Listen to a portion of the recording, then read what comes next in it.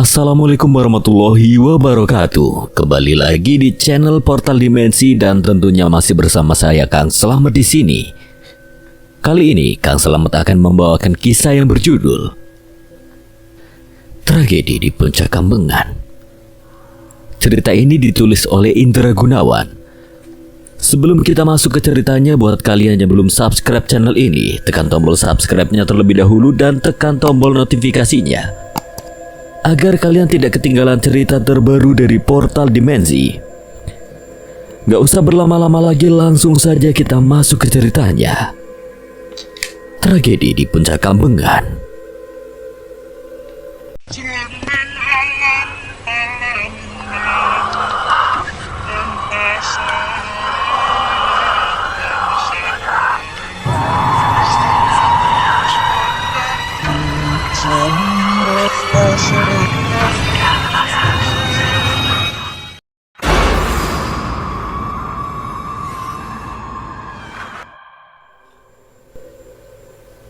Tunggu mas, nada suara Ajeng terdengar meninggi membuat Gali yang berjalan di depan berhenti dan berbalik menatap sang adik yang nampak cemas celingak-celinguk memandang ke sekeliling tempat itu.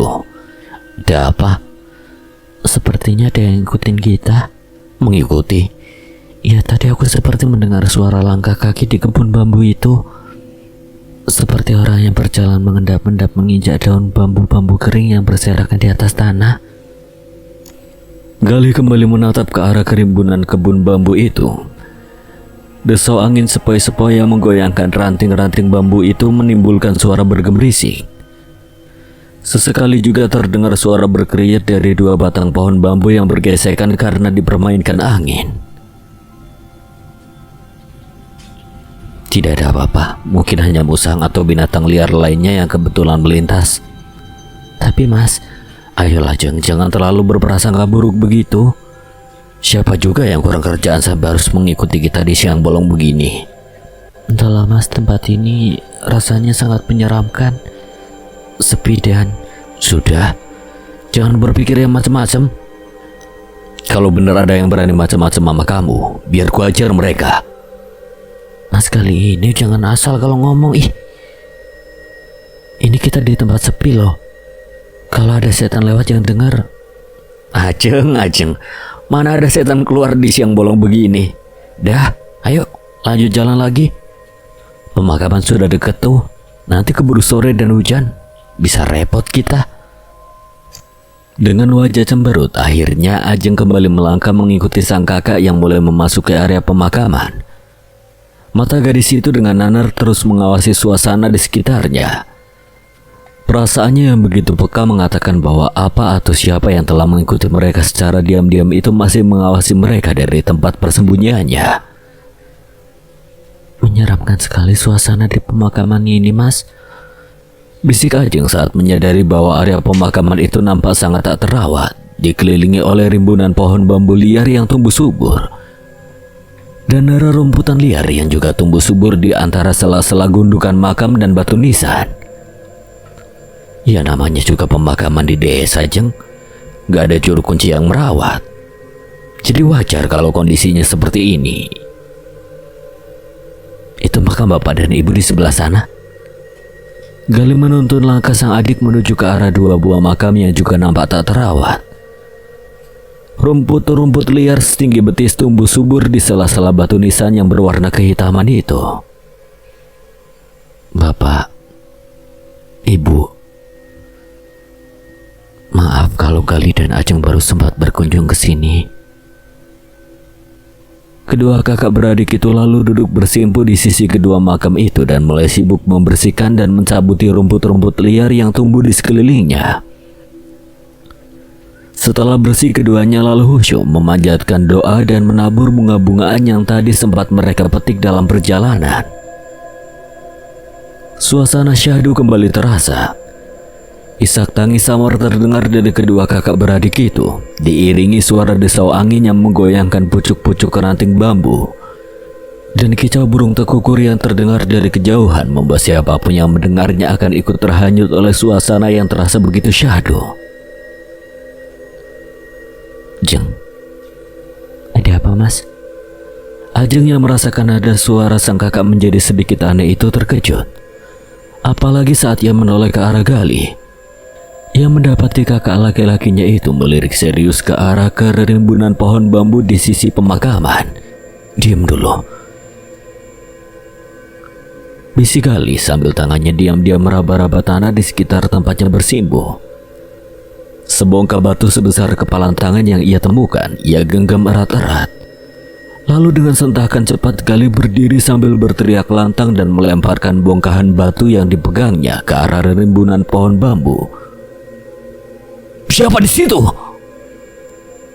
Suara Gali menggema di area pemakaman yang sunyi, disusul dengan suara berkemerosak dari bongkahan batu yang dilemparkannya, yang mengenai rimbunan semak-semak, dan suara langkah kaki yang berlari menjauh di atas tumpukan dedaunan bambu kering yang bertebaran di kebun kosong itu. "Hei, jangan lari!" sontak Gali sambil melesat mengejar sekelebatan bayangan yang berpakaian biru yang sempat tertangkap oleh indera penglihatannya berlari menjauh dari tempat itu. "Mas Gali, tunggu, ndak usah dikejar." Sial. Malam hari selepas sholat Isya dan makan malam, sementara Ajeng masih sibuk berkutat di dapur, Gali duduk sendirian di atas lincak yang berada di teras rumah, menikmati secangkir kopi sambil meresapi suasana malam yang terasa sangat berbeda dengan suasana malam di kota tempat ia tinggal selama ini. Sepi. Itu yang pertama kali Gali rasakan setelah sore tadi Kang Pardi pamit untuk kembali ke Solo, dan Arum yang katanya malam ini mau menginap menemani mereka. Mereka tak kunjung nampak juga batang hidungnya. Mata Gali menerawang melihat kelap-kelip lampu ting yang terpasang di setiap teras rumah warga. Jaringan listrik memang belum masuk ke desa ini, otomatis warga mengandalkan lampu minyak tanah untuk penerangan di waktu malam. Nan jauh di sana, tepatnya di area persawahan yang berada di ujung barat desa, juga nampak kelap-kelip cahaya kunang-kunang yang berterbangan di atas hamparan tanaman padi yang menghijau. Sementara di sebelah selatan desa, Gunung Kambengan tampak menjulang tinggi, menampakkan siluet kehitaman bak bayangan raksasa yang berdiri gagah di tengah keremangan malam. Jalanan desa yang membujur dari timur ke barat di depan rumah itu juga tak kalah sepi. Tak seorang pun yang nampak melintas, hanya suara nyanyian binatang malam yang sedikit menyamarkan suasana di desa ini. Nah, setelah 10 tahun desa ini sepertinya justru semakin sepi saja. Dulu jam-jam segini desa ini masih terlihat semarak dengan anak-anak yang bermain petak umpet atau gobak sodor. Tapi sekarang, padahal malam ini terang bulan dan cuaca juga lumayan cerah. Tanpa sadar Gali tersenyum manakala teringat dengan masa kecilnya dulu. Kemana perginya teman-teman sepermainannya dulu? Tentu mereka sekarang juga sudah dewasa seperti dirinya. Apakah mereka juga hijrah ke kota seperti dirinya? Atau malah sudah pada berkeluarga? Mungkin besok dia bisa berkeliling desa untuk mengunjungi mereka. Senyum Gali semakin melebar. Entah kenapa kesunyian desa ini justru menimbulkan rasa damai di hatinya. Sejuta angan mulai tumbuh di hatinya, menyusun rencana untuk memulai kehidupan baru di desa yang menjadi tanah kelahirannya ini. Namun rasa damai itu sedikit terusik manakala ia teringat dengan kejadian yang ia alami saat tadi siang pergi berziarah ke makam desa. Sambutan beberapa warga yang terasa kurang ramah membuat Gali sedikit ragu. Hari-hari yang akan ia lalui di desa ini sepertinya tidak akan mudah. Dan orang berbaju biru yang mengintainya di pemakaman tadi. Gali tersenyum kecut menyadari bahwa ia telah dipecundangi oleh seorang perempuan. Ya, perempuan. Gali yakin kalau sosok berbaju biru yang menguntitnya itu adalah seorang perempuan. Menilik dari kerudung yang dikenakannya. Sayangnya Gali tidak berhasil mengejarnya. Meskipun perempuan, tapi orang itu begitu gesit dan berlari di antara kerimbunan pohon bambu. dan menghilang di balik rumah salah seorang warga. Bahkan sebelum Galih sempat melihat wajahnya. Mikirin apa sih, Mas? Malam-malam kok ngelamun loh? Enggak kok. Bukannya melamun, hanya sedang meresapi suasana. Coba kamu rasakan suasana malam yang sepi di desa ini.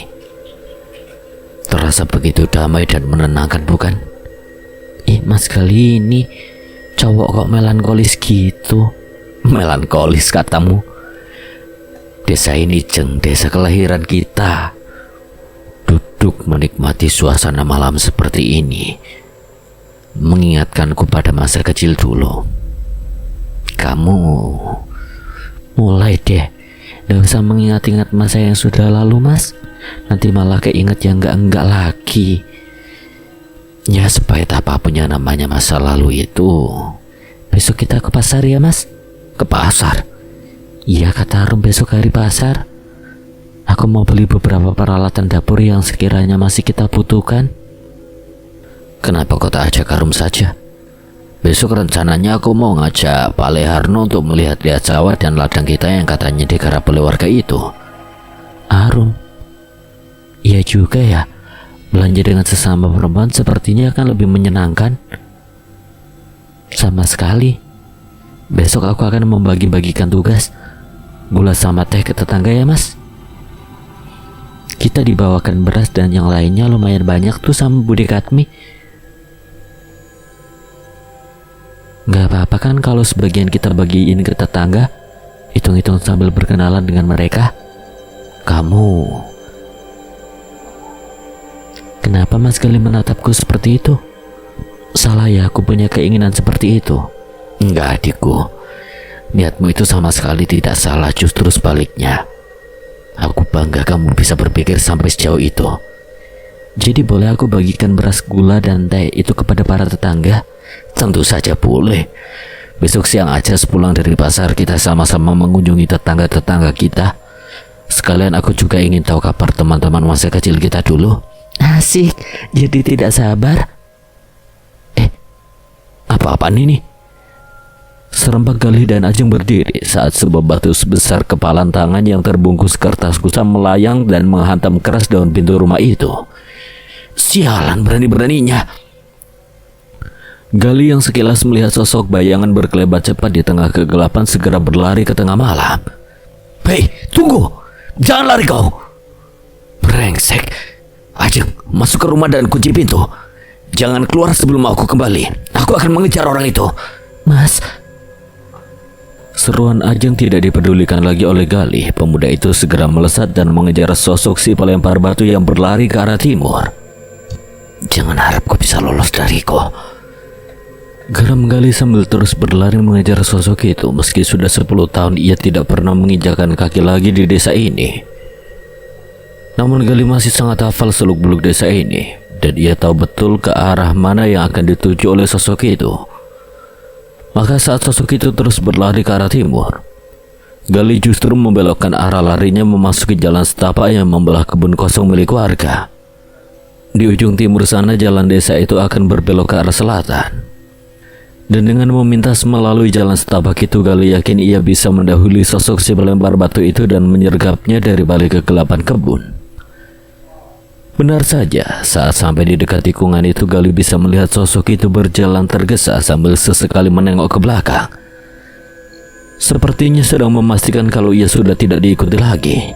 Bagus, kau lengah, mendekatlah kembali biar aku lebih mudah untuk menyergapmu. Sosok yang sepertinya tidak menyadari bahwa sedang diintai itu kini berjalan pelan. Mungkin ia mengira kalau ia sudah tidak dikejar lagi. Ini kesempatan bagus untuk Galih. Maka saat sosok itu melintas tepat di depannya, Galih segera melompat keluar dari tempat persembunyiannya dan menerkam sosok itu hingga keduanya jatuh bergulingan di atas jalan yang becek berlumpur. Kena aku sekarang. Galih sudah bersiap untuk melayangkan tinjunya kalau saja ia tidak segera mendengar seruan sosok itu yang membuat tangannya yang sudah siap memukul itu berhenti di udara. Lepaskan! Jadi sosok itu membuat Galih tercekat karena suara itu jelas adalah suara seorang perempuan. Bangun, lepaskan. Apa maksudmu melempari? Hei, tunggu. Kau kan? Sambil tetap mencengkeram pergelangan tangan gadis itu, sebelah tangan Galih merenggut kerudung yang dikenakan oleh si gadis. Iya, aku ingat. Kau yang siang tadi mengikutiku di pemakaman kan? Dan sekarang kau melempari rumahku dengan batu. Apa maksudmu? Apa masalahmu hingga kau meneror aku dan adikku seperti ini? Jawab. Jangan hanya diam dan menunduk begitu. Aku tidak bermaksud untuk menerormu. Gadis itu mengangkat wajahnya, membuat Galih bisa leluasa melihat wajah si gadis yang... Astaga. Galih tersentak kaget. Bias sinar rembulan membuat Galih bisa melihat dengan jelas bekas luka memanjang di bawah mata kiri si gadis. Bekas luka yang membuat wajah si gadis yang sebenarnya lumayan cantik itu terkesan sedikit menyeramkan. Tidak bermaksud meneror. Kau diam-diam mengikutiku ke kuburan siang tadi, dan sekarang kau melempari rumahku dengan batu. Kau bilang itu bukan meneror. Aku hanya ingin memperingatkanmu. Memperingatkan? Memperingatkan apa? Dari bahaya yang mengancam keselamatanmu dan juga adikmu.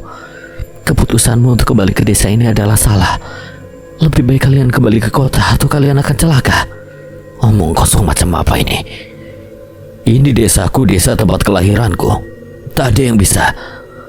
Kau lupa dengan nasib yang menimpa kedua orang tuamu. Jangan bawa orang tuaku. Tahu apa aku soal? Aku tahu segalanya tentangmu, juga semua keluargamu. Karena itu kuperingatkan agar kau dan adikmu itu segera enyah dari desa ini sebelum sesuatu yang buruk menimpa kalian. Sesuatu yang buruk? Ya, kalian akan celaka kalau tetap berada di desa ini. Omong kosong. Terserah kau mau percaya atau tidak, itu urusanmu. Yang penting aku sudah memperingatkanmu. Sekarang lepaskan tanganku atau apa? Atau aku akan berteriak meminta tolong. Dan orang-orang desa akan berdatangan mengeroyokmu karena mengira kau akan merudah paksa aku. Percayalah, mereka akan lebih mempercayaiku daripada kau yang tak kenal mereka sama sekali. Waduh. Sontak Galih segera melepaskan cengkeraman tangannya pada pergelangan tangan gadis itu. Kesempatan itu tidak disia-siakan oleh si gadis yang segera melesat berlari menerobos semak-semak di sisi jalan dan menghilang di tengah kegelapan. Hei, tunggu, kau. Sial bisa-bisanya. Astaga, Ajeng. Ingat akan sang adik yang ia tinggalkan sendirian di rumah, Galih segera melupakan si gadis berwajah seram itu dan bergegas berlari kembali ke rumah. Apa yang terjadi dengan Ajeng setelah kepergian Galih?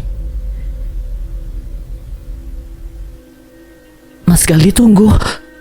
Alih-alih mengikuti perintah Galih, Ajeng justru ikut berlari mengejar sang kakak yang kini telah menghilang di telan kegelapan malam.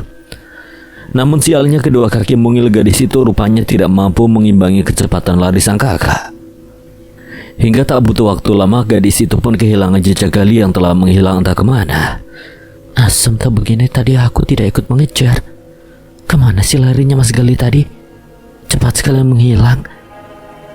Gadis itu celingak-celinguk mencari keberadaan sang kakak, namun hanya kegelapan yang ia dapat sejauh ia memandang. Asem.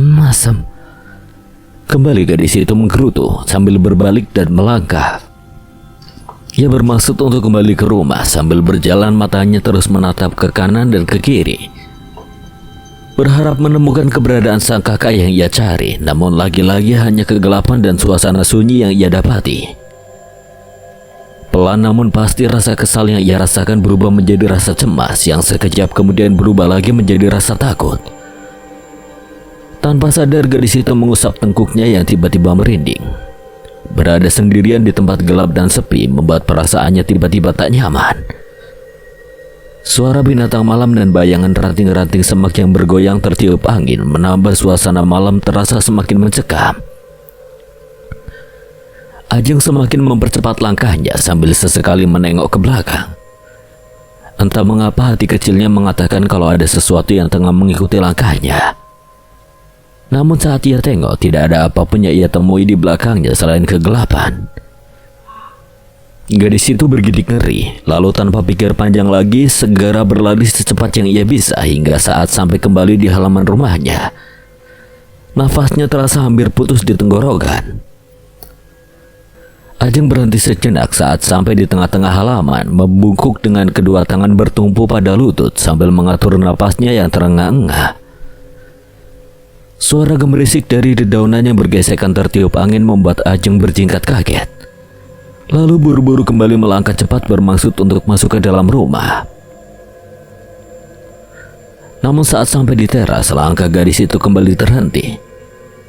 Tanpa sengaja mata beningnya menangkap sosok batu sebesar kepalan tangan yang terbungkus kertas lusuh yang tergeletak tepat di depan pintu. Ajeng ingat itu batu yang tadi dilempar oleh orang yang sekarang sedang dikejar oleh Gali. Dan otak cerdas Ajeng menangkap adanya kejanggalan pada batu itu. Kalau orang itu cuma berniat iseng atau ingin mencelakai kami, kenapa harus repot-repot membungkus batu ini dengan kertas? Batin Ajeng sambil membungkuk dan memungut batu itu. Dibukanya lembaran kertas yang membungkus batu itu. Sementara si batu sendiri kini harus bernasib sial karena Ajeng dengan segera mencampakkannya ke tengah-tengah halaman. Sudah kuduga, gumam Ajeng begitu mendekati guratan-guratan kasar yang tergores di atas permukaan kertas itu. Suasana teras yang temaram membuat Ajeng tidak begitu jelas melihat guratan-guratan itu. Maka sambil terus memperhatikan kertas yang dipegangnya, gadis itu melangkah pelan masuk ke dalam rumah, bermaksud untuk membawa kertas itu mendekat ke arah sentir yang berada di atas meja ruang tamu. Terlalu fokus pada kertas yang dipegangnya membuat Ajeng lupa dengan pesan sang kakak untuk mengunci pintu. Ia hanya mendorong daun pintu itu sekenanya hingga menutup tak sempurna. Sebuah kesalahan fatal karena bersamaan dengan masuknya Ajeng ke dalam rumah, sosok laki-laki berkudung sarung nampak berjalan pelan memasuki halaman rumah dan langsung menuju ke arah teras. Ajeng yang tidak menyadari datangnya tamu tak diundang itu masih terus memandangi kertas yang dipegangnya. Didekatkannya kertas itu ke arah nyala lampu sentir sambil pelan-pelan melesatkan pantatnya di atas kursi rotan. Dan dengan bantuan cahaya lampu sentir di hadapannya, kini Ajeng bisa membaca dengan jelas tulisan kasar yang ada di permukaan kertas itu. Pergi dari sini atau kalian akan mati. Jantung Ajeng nyaris terlompat saat membaca pesan bernada ancaman itu. Apa-apaan ini? Ajeng kembali terjingkat kaget saat sosok laki-laki yang berada di luar itu tiba-tiba mengetuk pintu. Ketukannya membuat daun pintu yang tak menutup sempurna itu sedikit terdorong terbuka, memperdengarkan suara derit dari gesekan engselnya yang sedikit berkarat. Arum?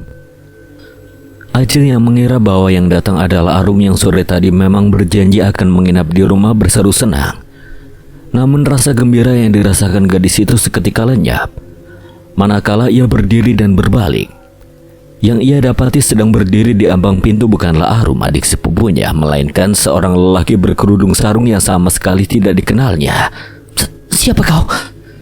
Ajeng tercekat dan lagi-lagi otak cerdasnya berpikir cepat menghubungkan kehadiran laki-laki asing itu dengan sosok misterius yang beberapa saat lalu melemparkan batu berbungkus kertas bertuliskan pesan ancaman. Stop, berhenti di situ, jangan berani-berani masuk atau... Ajeng beringsut mundur sambil tangannya meraba-raba mencari sesuatu yang sekiranya bisa ia gunakan untuk membela diri apabila laki-laki asing itu tiba-tiba menyerangnya. Dapat. Ajeng bersorak dalam hati manakala tangan mungilnya yang sedang meraba-raba permukaan meja menyentuh gunting besar yang siang tadi digunakan untuk memotong tali rafia pengikat kardus. Pergi atau kucongkel kedua matamu dengan gunting ini. Pergi kataku. Bentak Ajeng keras sambil menggebrak permukaan meja, membuat laki-laki itu terlonjak kaget dan segera berbalik untuk lari. Namun sialnya bersamaan dengan berbaliknya laki-laki itu dari arah halaman, Gali yang rupanya telah kembali dan menyadari kehadiran orang asing di rumahnya segera melesat menerjang laki-laki itu sambil mengayunkan tinjunya. Bajingan, berani kau mengganggu adikku, ha? Mendapat serangan tiba-tiba, si laki-laki asing tak sempat menghindar. Alhasil pukulan Gali tepat mendarat di wajahnya, membuat tubuhnya yang ternyata sangat kerempeng itu terlempar ke belakang telak menghantam daun pintu yang setengah terbuka itu. Sebelum akhirnya jatuh terjengkang tepat di hadapan Ajeng yang masih berdiri terpaku di tengah-tengah ruangan. Laki-laki bejat. Gali yang masih meradang terus memburu ke arah si laki-laki yang sepertinya sudah tidak berdaya itu. Menubruknya dan melayangkan pukulan bertubi-tubi sambil mulutnya tak henti-hentinya bersumpah serapah. Dasar laki-laki bejat, laki-laki tak bermoral, laki-laki tidak tahu malu. Beraninya kau mengganggu adikku, ha? Aduh, ampun, jangan pukul aku. Ada apa ini ribut-ribut? Arum yang tiba-tiba muncul berseru kaget dan mata gadis itu membeliak lebar manakala menyaksikan Gali sedang memukuli laki-laki yang sepertinya juga ia kenali itu. Astaga Mas Gali, Mas Prapto, kenapa jadi berantem begini? Prapto? Aduh, iya ini aku Prapto, teman masa kecilmu dulu kali. Astaga, jadi kau... Aku datang kemari karena tadi mendengar kabar kalau kau dan adikmu telah kembali ke desa ini. Tapi kalian malah salah paham, kau malah memukuliku dan adikmu itu. Wah, dia mau mencongkel mataku pakai gunting. Waduh, teman macam apa kalian ini? Astaga Prapto, maaf aku benar-benar nggak tahu. Kukira tadi kau laki-laki kurang ajar yang mau berbuat macam-macam sama adikku. Kebangetan kamu kali, masa sama teman sendiri kamu nggak mengenali sih? Ya maaf, aku benar-benar nggak tahu Prap. Dan bukannya tadi yang kupukul wajahmu, kenapa kau malah memegangi perut begitu? Tanya Gali heran, namun rasa herannya segera terjawab saat samar-samar terdengar suara berkemerucuk dari perut Prapto. Astaga kamu, Ajeng, apakah masih ada sisa nasi dan sayur? Prapto sepertinya... Iya Mas, sepertinya masih ada. Sebentar biar ku ambil dulu di dapur. Ajeng nyaris tak mampu menahan tawa manakala menyadari bahwa tamu tak diundang yang datang ke rumahnya itu ternyata sedang kelaparan. Benar-benar kelaparan, desis Ajeng saat melihat Prapto yang begitu lahap menyantap nasi berlauk sayur kangkung yang barusan ia hidangkan. Hus, Arum yang duduk di sebelah Ajeng mendelik sambil menyikut pinggang kakak sepupunya itu, membuat Ajeng yang menyadari kesalahannya segera menutup mulutnya dengan telapak tangannya.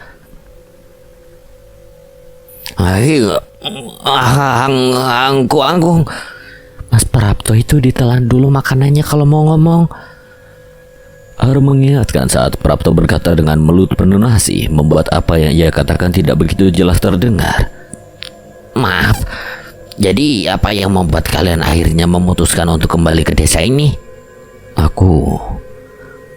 Desa ini tanah kelahiranku Prap, jadi bukan itu maksudku.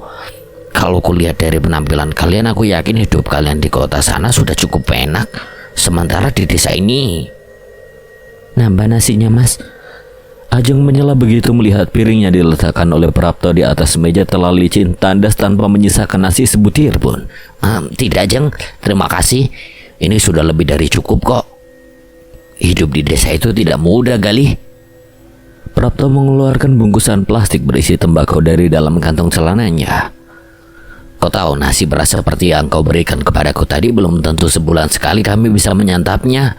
Jangankan nasi beras, nasi tiwul saja tidak setiap hari bisa kami temui. Kau tahu apa yang biasa kami makan tiap hari? Memangnya Mas Prapto biasanya makan apa?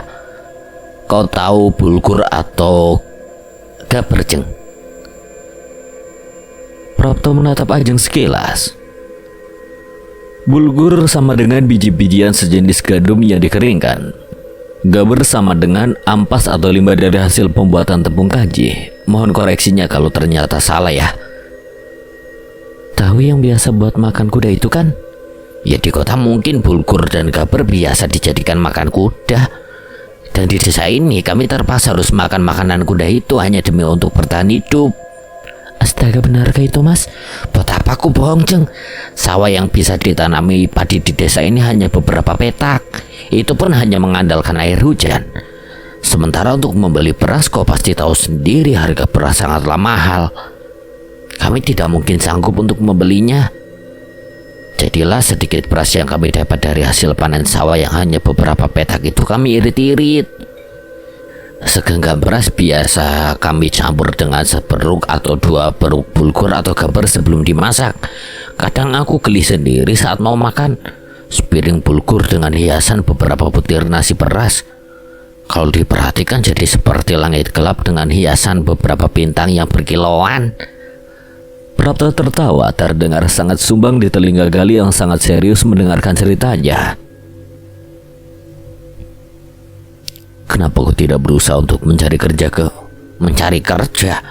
Bukan hal mudah untuk mencari kerja kali, apalagi untuk orang sepertiku. Kau tahu ayahku ikut kena kasruk saat dulu ontran-ontran. Dan sampai sekarang tidak pernah lagi terdengar kabar beritanya, dan itu membuatku dicap sebagai anak seorang pemberontak.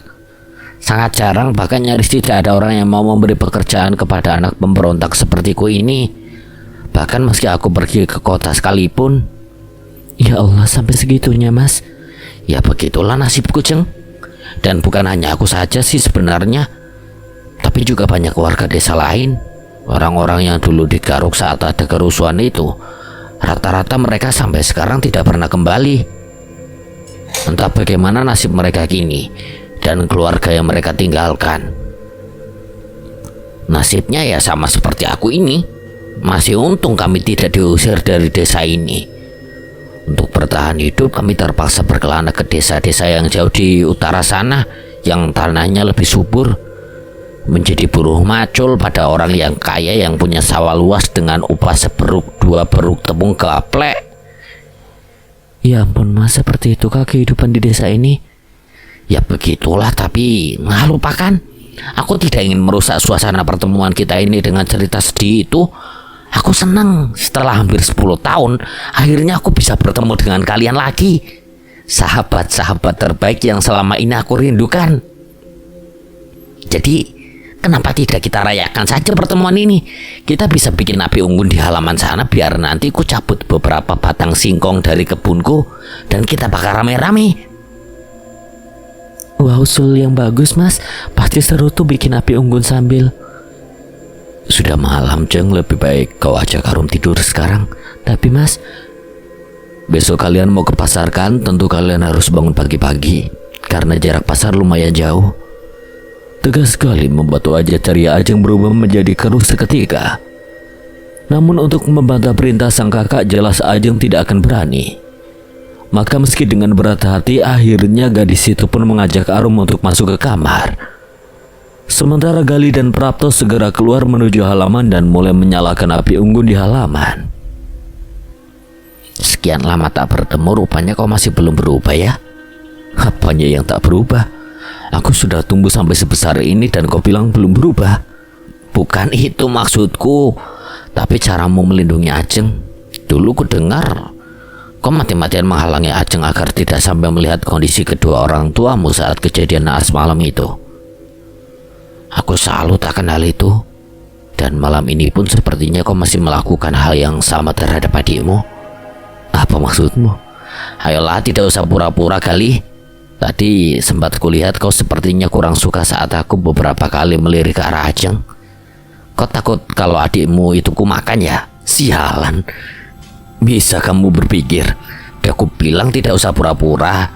Dan aku cukup sadar diri kok. Memang kuakui adikmu itu kini telah tumbuh menjadi gadis remaja yang ya lumayan cantik lah.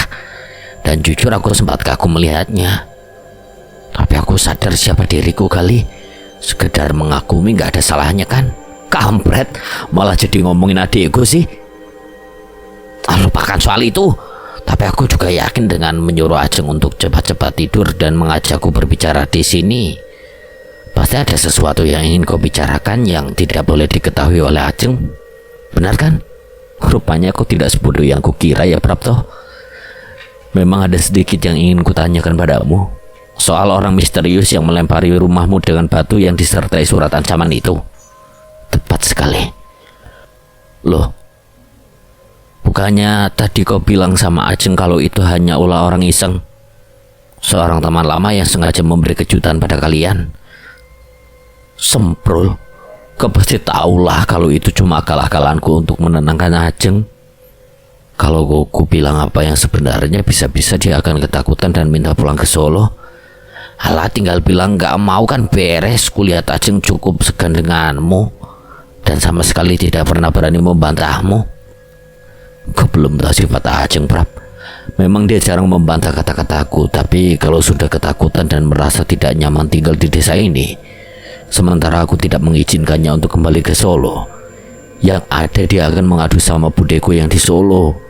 Dan kau tahu apa yang akan terjadi? Bude Katmi tidak akan segan-segan menyeret kami keluar dari desa ini dan membawa kami kembali ke Solo. Rupanya Bude Katmimu itu masih galak seperti dulu ya. Bukan galak sebenarnya, tapi tegas, terutama kalau sudah menyangkut keselamatan Ajeng. Untuk bisa mengajak Ajeng kembali ke desa ini saja, aku harus mati-matian membujuknya. Memang ada apa sebenarnya antara kau dan si pelempar batu yang kau kejar sore tadi? Aku yakin kau pasti berhasil mengejarnya kan? Ya, dan kau tahu Prab, orang itu ternyata adalah seorang perempuan. Perempuan? Iya, seorang gadis. Mungkin seumuran dengan kita. Ada codet besar di bawah mata kirinya. Kau kenal dengan gadis itu, Prab? Gadis bermuka codet, yo. Apa kau benar-benar tidak mengenalinya? Kalau aku kenal, aku tidak akan bertanya padamu, Prab. Anehnya saat berhasil kutangkap dan kutanyai, dia bilang bahwa ia melakukan semua itu hanya untuk memperingatkan aku. Memperingatkan dari apa? Dari bahaya yang akan menimpaku kalau aku tetap tinggal di desa ini. Bukankah itu aneh? Sama sekali tidak aneh, kukira. Prapto mengeluarkan sebatang ubi singkong yang ia bakar dari dalam bara api unggun. Singkong yang rupanya telah matang itu langsung ia belah dan ia tiup-tiup sebelum ia suapkan ke dalam mulutnya. Dan kau perlu waspada kali, karena apa yang dikatakan oleh gadis itu bisa saja benar-benar menimpamu. Kenapa kau bisa seyakin itu? Karena gadis itu adalah cucu dari seorang dukun. Dan sebagai cucu dari seorang dukun yang dikenal cukup mumpuni di desa ini, bisa saja apa yang diucapkan oleh gadis itu benar adanya. Tunggu, kau bilang itu cucu dukun yang cukup mumpuni di desa ini. Jangan bilang kalau gadis itu adalah... Ya, gadis itu adalah Anjar, cucu dari Mbah Pariem, yang berarti dia juga masih adik sepupumu, juga musuh bebuyutanmu saat kecil dulu. Edan! Tanpa sadar Gali berseru keras. Anjar, siapa yang tidak kenal anak perempuan itu? Gadis bengal yang tidak pernah mau dikalahkan dalam hal apapun dan oleh siapapun, terutama oleh Gali. Entah kenapa hanya karena usianya yang 2 tahun lebih tua dari Gali, tapi terpaksa harus memanggil Mas kepada Gali. Karena tuntutan silsilah keluarga membuat Anjar jadi memiliki semacam dendam kesumat kepada Gali. Masih segar dalam ingatan Gali bagaimana dulu mereka sering ribut hanya gara-gara tidak ada yang mau mengalah dalam sebuah permainan. Juga saat Anjar nekat memanjat pohon kelapa setelah mendengar sang ayah memuji Gali yang mampu memanjat pohon jambu dan memetikan buahnya untuk Ajeng sang adik. Lalu saat satu sore selepas hujan deras, warga digegerkan dengan ulah Anjar yang nekat berenang menyeberangi kedung Kali Balongan yang tengah banjir besar. Hanya gara-gara mendengar teman-temannya memuji Gali yang telah mampu berenang menyeberangi kedung yang sangat dalam itu. Dan sekarang setelah sekian lama mereka tak bertemu dan mereka masing-masing telah tumbuh menjadi anak remaja. Sepertinya dendam kesumat itu belumlah hilang. Terbukti baru sehari Gali kembali ke desa ini, si gadis bengal itu telah membuat ulah dengan melempari rumahnya dengan batu yang disertai dengan surat ancaman. Jadi Anjar ya. Kalau begitu sepertinya aku tidak perlu terlalu khawatir kalau memang Anjar pelakunya. Kukira aku tahu alasan kenapa dia sampai melakukan itu. Kau salah kali. Anjar yang sekarang bukanlah Anjar yang kau kenal dulu. Utut. Prapto menawarkan bungkusan plastik kumal berisi tembakau di tangannya yang segera ditolak oleh Gali. Terima kasih, tapi aku tidak merokok. Baguslah. Merokok katanya tidak bagus buat kesehatan, tapi untuk orang yang sudah kecanduan sepertiku, ya susah sekali untuk menghentikan kebiasaan buruk ini. Bagaimana soal Anjar tadi? Apa maksudmu Anjar yang sekarang bukan lagi Anjar yang dulu ku kenal? Seperti yang ku ceritakan tadi, ontran-ontran yang dulu terjadi di desa ini telah merubah segalanya, termasuk juga keluarga Anjar. Saat malam desa kita digerebek dulu Bapak Anjar yang juga adalah Pak Lekmu. Ia menjadi salah satu orang yang diburu. Beruntung Lek Katmo bapaknya Anjar itu sempat mengajak anak dan istrinya lari ke Gunung Kambengan. sebelum orang-orang beringas itu berhasil mendobrak pintu rumahnya. Lalu, tanya Gali tak sabar karena Prapto sengaja menghentikan ceritanya dan malah sibuk membolak-balik sepotong singkong yang masih terbenam dalam nyala api unggun. keberuntungan mereka tak bertahan lama. Beberapa orang yang memergoki mereka segera mengejar naik ke atas gunung. Setelah itu entah bagaimana nasib mereka, sampai sekarang tidak pernah ada kabarnya lagi. Hanya orang yang mengejar mereka yang kembali turun keesokan harinya. Orang yang dikejar lenyap bagi ditelan bumi. Ada desas-desus yang mengatakan kalau mereka habis dibantai di atas gunung sana dan mayatnya dibuang ke jurang. Ada juga yang bilang kalau mereka ditangkap dan diam-diam langsung diangkut ke kota. Bagaimana dengan Anjar dan Mbah Pariem? Soal Mbah Pariem kau sudah tahu kan? Dia tidak ikut lekat mau lari ke gunung, tapi lebih memilih untuk bersembunyi di dalam jumbleng. Pilihan yang sangat konyol sih menurutku, tapi jenius. Meski harus berkubang kotoran semalaman, terbukti ia lolos dari penggerebekan. Kembali Prapto menghentikan ceritanya dan sibuk meniup-niup singkong bakar yang baru saja ia keluarkan dari dalam api unggun. Sementara Gali kali ini tidak bertanya lagi, ingatannya kembali melayang ke masa kecil dulu, di mana setelah terjadinya penggerebekan itu, hampir tiap hari Mbak Pariem datang ke rumahnya dan memaki-maki bapaknya, menuduh bahwa bapaknya lah yang menjadi biang keladi atas menghilangnya Lek Katmo sang anak, Lek Darmi sang menantu, dan juga Anjar sang cucu. Anjar, bagaimana dia bisa kembali ke desa, sementara orang-orang yang lain tidak pernah ada kabarnya sampai sekarang? Itu semua berkat kerja keras Mbak Pariem. Berbulan-bulan ia tidak kenal lelah naik turun gunung Kambengan demi untuk mencari keluarganya yang hilang. Bahkan kadang sampai berhari-hari ia berada di atas gunung. Usaha yang kami kira hanya sia-sia belaka hingga setelah 4 bulan. Ia kembali dari puncak sana dengan menggendong Anjar yang kondisinya sudah sekarat. Sekarat. Bisa kau bayangkan seorang anak perempuan berusia 10 tahun selama 4 bulan hidup sendirian di tengah belantara hutan di atas gunung padas yang jelas sama sekali tidak ada sumber air. Kalau bukan Anjar, mungkin saat ditemukan sudah menjadi mayat. Untuk sesaat Gali kembali terdiam, ada rasa perih yang terasa menyayat hatinya. Cerita Prapto barusan seolah telah menyadarkan bahwa apa yang ia alami selama ini penderitaan akibat kehilangan kedua orang tuanya dengan cara yang sangat tragis, ternyata belum sebanding dengan penderitaan yang dirasakan oleh Anjar, adik sepupunya itu. Dan secara tidak langsung memang ayahnya lah yang menjadi penyebab dari semua itu. Kala itu, kami berusaha membujuk Mbah Pariem untuk membawa Anjar berobat ke kota, mengingat kondisinya yang sudah sangat memprihatinkan.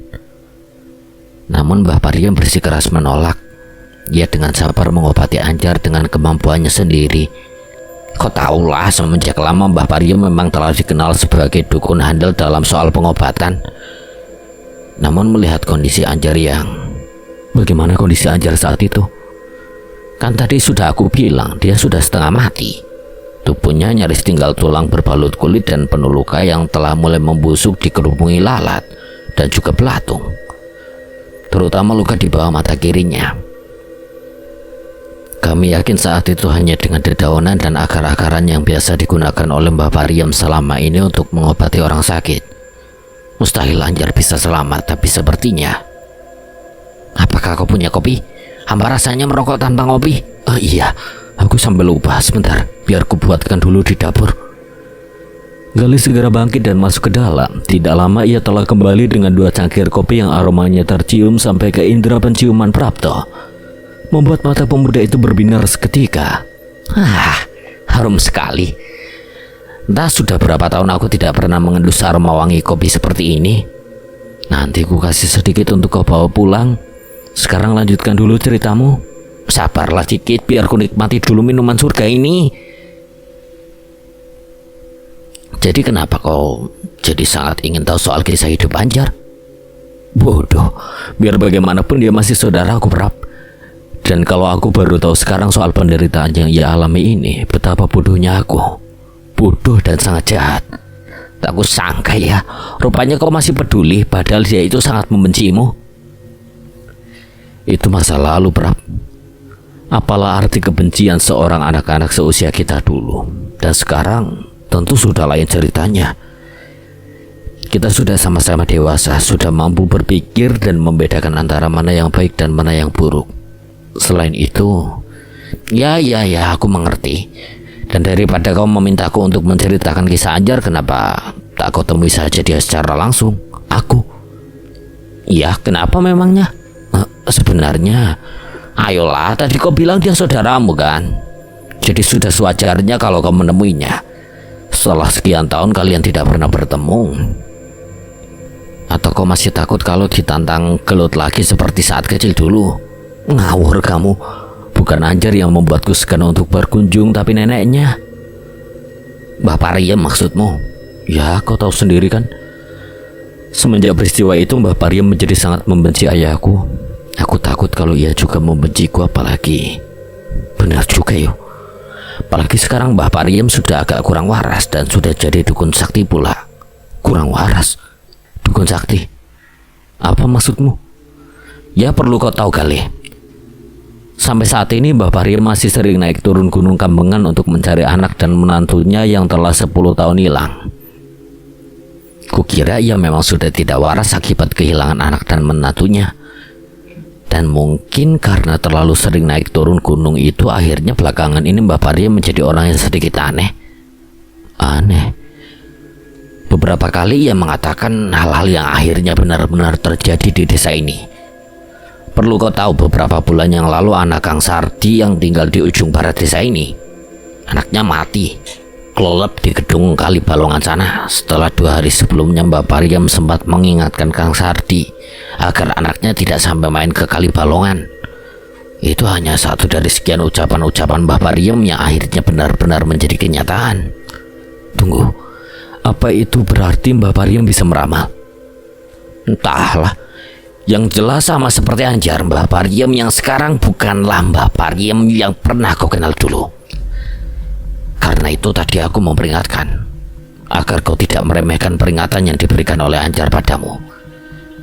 Karena bisa saja itu adalah pesan dari neneknya. Mustahil. Bagaimana bisa? Ya awalnya aku juga tidak percaya. Namun setelah aku diam-diam membuntuti Mbah Pariem ke atas gunung sana demi untuk menuntaskan rasa penasaranku, barulah aku tahu bahwa belakangan ini kepergian Mbah Pariem ke Puncak Kambengan bukan lagi untuk mencari anak dan menantunya, melainkan untuk nyekar. Nyekar? Ya, ada 2 buah makam di atas gunung sana yang letaknya sangat tersembunyi. Entah makam siapa itu, atau bagaimana Mbah Pariem bisa menemukannya. Yang jelas aku bisa menduga kalau keanehan yang terjadi pada Mbah Pariem itu masih ada hubungannya dengan kedua makam tersebut. Tunggu, kau bilang tadi ada 2 makam, apa jangan-jangan bapak dan ibunya Anjar? Iya. Kurasa bukan, mengingat kedua makam itu terlihat sudah sangat tua, bahkan tanpa nisan sama sekali. Hanya bongkahan-bongkahan batu padas yang disusun sedemikian rupa hingga membentuk 2 persegi 4 yang saling berdampingan. Kukira usia makam itu sudah berpuluh-puluh tahun, sementara menghilangnya kedua orang tua Anjar baru 10 tahun yang lalu. Aneh, bagaimana bisa ada makam di atas gunung itu, sementara tidak ada orang yang tahu sama sekali. Padahal banyak warga desa sini yang punya ladang garapan di atas gunung sana. Sudah kubilang tadi, letak makam itu cukup tersembunyi. Dan kalau Mbah Pariem akhirnya bisa menemukannya, hanya ada 2 kemungkinan yang bisa dijadikan alasan. Kebetulan atau memang si empunya makam yang sengaja membuat Mbah Pariem menemukannya. Aku jadi penasaran, bagaimana kalau kapan-kapan kita datangi makam itu? Kita? Ya, aku dan kamu. Kan kamu yang tahu letak makam itu. Gimana yo? Bukannya aku nggak mau, tapi nanti aku kasih uang lelah ala kadarnya. Jadi kapan kita berangkat? Kalau dengar uang saja, bukan begitu, tapi ya aku paham. Nanti kalau sudah ada waktu luang aku kabari. Sementara itu, apakah besok kau sibuk? Kenapa memangnya? Aku berencana untuk melihat-lihat lahan garapan peninggalan orang tuaku sama bapaknya Harum. Kalau kau tidak sibuk, aku ikut. Kenapa jadi bersemangat begitu? Bukan begitu, tapi bagaimana besok aja lah. Sekarang sudah larut malam, aku mau pulang dulu. Besok pagi-pagi aku datang lagi kemari. Baiklah, kalau begitu aku juga sudah ngantuk nih. Sampai besok ya.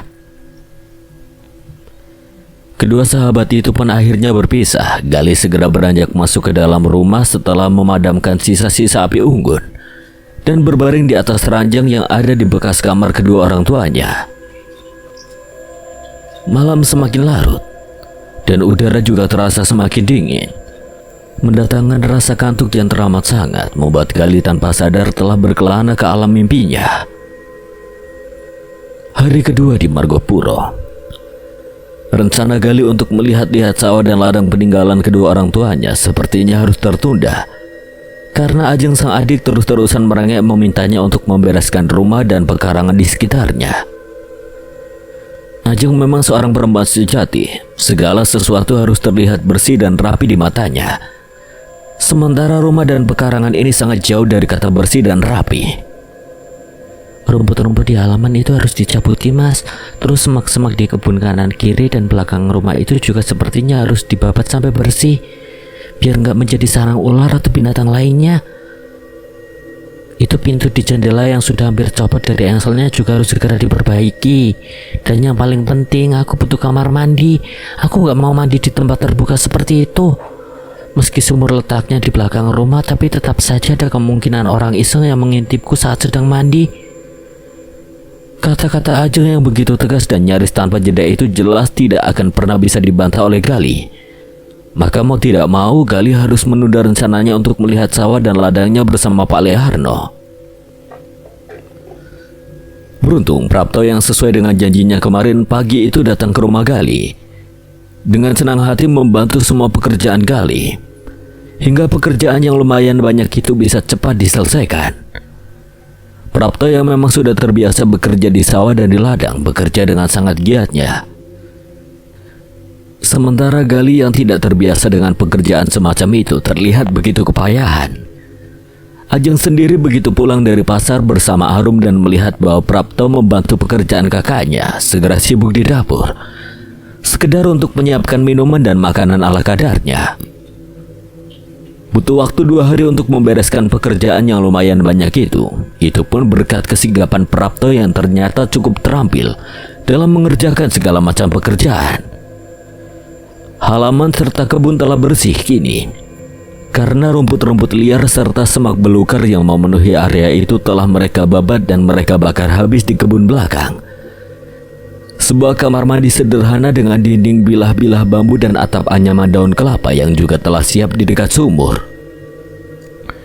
Daun pintu dan jendela yang kemarin nyaris selepas dari engselnya kini juga sudah kembali kokoh menempel pada tempatnya. Gali pantas berterima kasih pada Prapto. Tanpa bantuan sahabatnya itu, ia tidak yakin bisa menyelesaikan pekerjaannya secepat ini. Apalagi bambu-bambu yang mereka gunakan untuk membuat kamar mandi sederhana itu juga mereka tebang dari kebun Prapto. Sebagai ucapan terima kasih, Ajeng memberikan sebungkus plastik besar berisi beras, gula, dan teh serta uang rokok sekedarnya kepada Prapto saat pemuda itu pamit pulang. Prapto sempat menolak karena ia memang membantu sahabat-sahabatnya itu dengan ikhlas. Namun Ajeng memaksa hingga akhirnya mau tak mau Prapto harus menerimanya. Skip ke hari keempat, barulah Gali bisa melanjutkan rencananya untuk melihat sawah dan ladangnya. Sementara Ajeng juga melanjutkan niatnya untuk berkunjung ke rumah-rumah warga untuk bersilaturahmi dan membagi-bagikan beras. Sayang hari itu Prapto tidak bisa menemani Gali karena sudah berjanji untuk memetikkan buah kelapa milik salah satu warga. Jadilah hari itu Gali hanya ditemani oleh Pak Leharno. Ada rasa terenyuh saat pagi itu Gali menyusuri jalan desa bersama Pak Le. Suasana desa ini tidak banyak berbeda dengan saat ia tinggalkan dulu. Bahkan sepertinya malah lebih buruk. Rumah-rumah warga yang kebanyakan masih berdinding anyaman bambu nampak kumuh dan tak layak huni. Bahkan sebagian sudah miring dan nyaris roboh. dengan pekarangan yang juga terlihat tak terawat, penuh dengan semak dan ilalang setinggi tubuh orang dewasa. Semenjak penggerbekan dulu itu, banyak warga yang sampai sekarang tidak pernah kembali ke desa ini. Jadi jangan heran kalau banyak rumah yang kosong tak berpenghuni. Jelas Pak Leharno saat Gali bertanya soal kondisi rumah-rumah itu. Gali hanya mengangguk mendengar ucapan Pak Le-nya itu. Ia tak menyangka akibat dari peristiwa 10 tahun yang lalu itu sampai separah ini. Tempat yang pertama kali mereka tuju adalah area persawahan yang berada di sebelah utara desa. Lumayan luas ternyata sawah peninggalan orang tuanya itu, menghampar di sebelah utara desa. Berundak-undak membentuk teras sharing yang berakhir di bantaran kali Balongan di bagian bawah sana. Sayang, tanaman padi yang tumbuh di petak-petak sawah itu nampak kurang subur. Pupuk susah didapat akhir-akhir ini, jadi warga yang menggarap sawah miliknya itu hanya menggunakan pupuk seadanya, berupa limbah kotoran ternak dan abu bekas pembakaran jerami sisa-sisa panen sebelumnya. Selain itu, sawah ini juga cuma bisa panen sekali dalam setahun karena memang hanya mengandalkan air hujan untuk mengairinya. Tak ada saluran irigasi sama sekali. Puas melihat sawah, Pak Ale lalu mengajak Gali untuk melihat ladang yang berada di sisi timur desa. Sama dengan sawah yang di sebelah utara desa, ladang milik Gali di sebelah timur desa juga lumayan luas dan digarap oleh beberapa warga. Rata-rata ditanami jagung dan singkong yang kondisinya juga kurang subur dan nampak kurang terawat.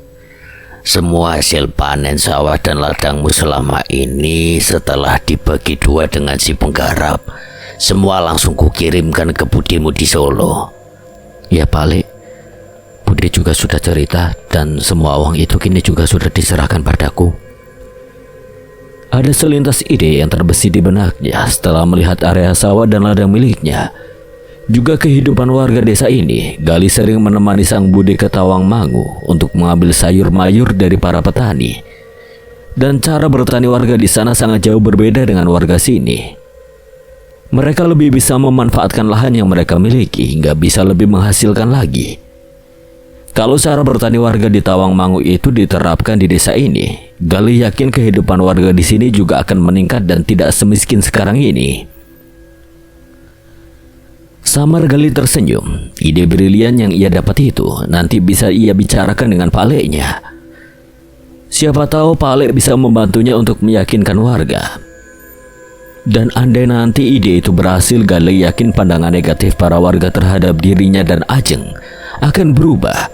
Yang itu berarti juga Gali secara tidak langsung akan membersihkan nama baik almarhum kedua orang tuanya. Sekarang ayo kita lihat kebun kelapa milikmu di lereng gunung sana. Masih ada lagi ya Pak Le? Ya, ada lagi ladangmu yang ditanami pohon kelapa di lereng gunung sana. Tidak terlalu luas memang, tapi lebih menghasilkan daripada sawah dan ladang yang ada di sini. Gali pun lalu mengikuti langkah sang Pak Le menuju lereng gunung yang berada agak jauh di sebelah selatan desa. Benar kata Pak Le, lahan miliknya di sini tidak terlalu luas, namun lebih menghasilkan karena ditanami berpuluh-puluh pohon kelapa yang buahnya bisa dipanen kapan saja kalau sudah tua. Pohon-pohon kelapa ini yang justru paling menghasilkan kalau saja buahnya tidak sering dicuri orang. Dicuri? Di zaman susah seperti ini, Gale, orang-orang bisa melakukan apa saja hanya sekedar untuk bisa makan. Apalagi ladangmu ini letaknya jauh dari desa dan Pak Le tidak bisa setiap waktu mengawasinya. Jadi Pak Le sendiri yang ngurus kebun kelapa ini? Kebun kelapa tidak perlu diurus, Gale. Tinggal memetik buahnya saja kalau sudah tua. Dan memang Pak Le yang selama ini memetik dan menjual buahnya. Uangnya semua aku kirim kepada budimu. Kadang-kadang saja aku mengambil buahnya untuk sekedar memasak bulemu. Pak Le, tidak seharusnya begitu. Biar bagaimanapun untuk memetik buah kelapa yang pohonnya tinggi-tinggi ini perlu waktu dan tenaga. Harusnya hasil dari kebun kelapa ini juga dibagi dua dengan Pak Le. Gale, kamu dan Ajeng itu adalah keponakan Pak Le. Dan kalian sudah tidak memiliki orang tua lagi. Jadi kalian ini sudah kuanggap sebagai anakku sendiri. Apalah artinya uang jika dibanding dengan kasih sayang yang selama ini tidak bisa kami berikan. Jujur Pak Lek begitu kecewa saat dulu tidak bisa mengasuhmu saat kedua orang tuamu meninggal. Karena mau tidak mau budimu harus membawamu keluar dari desa ini agar kau tidak terus terbayang-bayang kejadian buruk yang kau saksikan dulu. Andai saja. Dahlah Pak Lek, Kale paham kok, dan Pak Lek tidak perlu menyesal. Kale tahu kasih sayang Pak Lek dan Bu Lek kepada kami tidak perlu kami ragukan lagi. Kale sangat berterima kasih untuk itu dan sudah siang. Kamu mau pulang atau menemani Pak Lek di sini? Pak Lek lihat sudah banyak buah kelapa yang siap untuk dipetik. Jadi selagi sudah di sini Pak Lek mau sekalian memetiknya. Gali sebenarnya masih ingin menemani Pak Lek memetik buah kelapa. Tak tega rasanya meninggalkan orang tua itu bekerja sendirian di ladang. Namun hari yang semakin beranjak siang dan perut yang juga mulai terasa lapar membuat Gali terpaksa memilih untuk pulang, sambil berjanji nanti akan kembali dan membawakan sedikit makanan untuk Pak Lek. Sambil berjalan menuruni lereng gunung, pikiran Gali mulai mengembara kemana-mana. Ya, setelah melihat sawah dan ladang yang dimilikinya, juga kehidupan warga di desa ini, Gali bertekad untuk merubah kehidupan warga yang serba kesusahan itu. Dan jika ia berhasil nanti, bukan tidak mungkin jika pandangan warga selama ini terhadap dirinya dan kedua orang tuanya juga akan berubah. Gali tersenyum, membayangkan apa yang telah ia rencanakan, hingga tanpa sadar, karena berjalan sambil melamun, ia nyaris saja bertubrukan dengan seseorang yang berjalan cepat menaiki lereng. Maaf. Gali tersekat saat melihat orang yang hampir ditabraknya itu ternyata adalah seorang nenek tua bertubuh kurus dengan wajah keriput yang terlihat sedikit menyeramkan. Bukan wajah nenek itu yang menyeramkan, tapi tatapan matanya yang menghujam tepat ke mata Gali, seolah ingin menelanjangi apa yang sedang dipikirkan oleh Gali. Pakai mata kalau jalan. Sontak nenek tua itu lalu bergegas kembali berjalan mendaki lereng yang lumayan curam. Langkah yang begitu cepat dan lincah untuk ukuran orang setua dia, hingga Gali tidak sempat menyauti sentakan dari orang tua itu.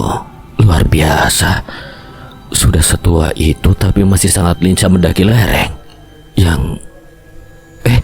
Tunggu, nenek tua naik ke gunung.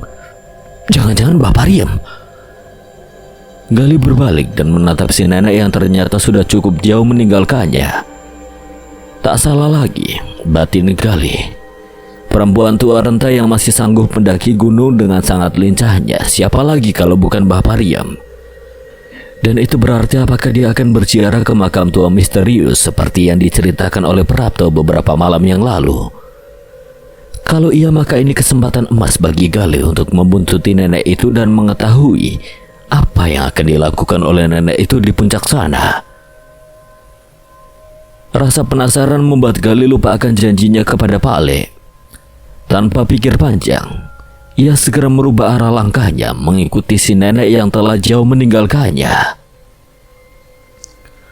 Luar biasa. Dengus sekali dengan nafas terengah, semakin ke atas lereng ini semakin terjal, dan nyaris tidak ada jalur khusus yang bisa ia ikuti. Karena gunung ini memang nyaris tidak pernah didaki orang. Hanya lereng bagian bawah yang sering didatangi warga yang memiliki lahan garapan di sana. Selebihnya hanya hutan belantara yang bahkan jalan setapak pun tidak ada. Hanya bayangan Mbah Pariem yang sesekali menghilang di balik kerimbunan semak yang bisa dijadikan patokan oleh Gali agar tidak sampai tersesat. Jadi meski nafasnya sudah hampir putus dan kedua lututnya hampir copot, pemuda itu terus mencoba melangkah dan melangkah, mengimbangi langkah Mbah Pariem yang masih terlihat begitu lincah, seolah telah terbiasa menjelajahi hutan belantara. Manusia macam apa Mbah Pariem itu? Sudah setua itu tapi masih sanggup mendaki sampai sejauh ini, bahkan tanpa terlihat lelah sama sekali. Gumam Gali sambil terus melangkah. Sesekali ia harus menjebak semak dan ranting dedaunan yang menghalangi langkahnya.